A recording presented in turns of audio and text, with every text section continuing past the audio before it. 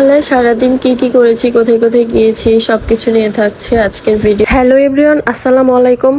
ঘুম থেকে উঠেই আমরা চলে গিয়েছিলাম সেন্ট্রাল পার্কের দিকে। আজকে ছিল ফ্রাইডে, সকাল সকাল আমরা হেঁটেই চলে গিয়েছিলাম সেন্ট্রাল পার্কের দিকে। পার্কে ঢুকতে এই ফিশ পন্ডটা চোখে পড়ে।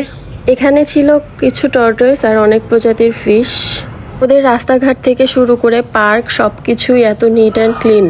একটু পরপর প্লেন যাচ্ছিল, দেখেই ভালো লাগে অনেক। শহরটা যেহেতু ছোট তাই ঘুরে দেখার মতো তেমন কিছু নেই, তাই আমরা রুমে ব্যাক করতেছিলাম মাফুসি যাওয়ার জন্য। যাওয়ার পথে এই প্যারট পাখিটা চোখে পড়ে। ওখানে গিয়ে দাঁড়াতেই পাখিটা আমার হাতে দিয়ে দিল। পাখিটা কথা বলতে পারে, ওর নাম হচ্ছে মিয়া। ইন্টারেস্টিং ব্যাপার হলো ওদের কম বেশি সবাই এই প্যারট পাখি পোষে। পাখিটা অনেক বেশি কিউট ছিল। তারপর এখান থেকে আমরা মাফুসির উদ্দেশ্যে রওনা দিয়ে দিলাম ফেরি বোটের জন্য। আর একটা ইম্পর্টেন্ট কথা হলো ওদের ফ্রাইডেতে সকাল 11টা থেকে দুপুর 2টা পর্যন্ত টোটালি সব কিছু বন্ধ থাকে। তার কারণে ওদের ফেরি টার্মিনালও বন্ধ থাকে। তারপর এখান থেকে আমরা জেটি নাম্বার 6-এ চলে যাই স্পিডবোটের জন্য। আর স্পিডবোটগুলো এখানে আধা ঘন্টা পর পর আসে। আর এখানে বসে আমরা ওয়েট করতেছিলাম, আর আমার ছেলে দাঁড়ায় ডান্স করতেছিল। তারপর আমরা আমাদের হোটেলের কানিপাম বিচের স্পিডবোটটা পেয়ে যাই। ওরা আমাদেরকে রিসিভ করে।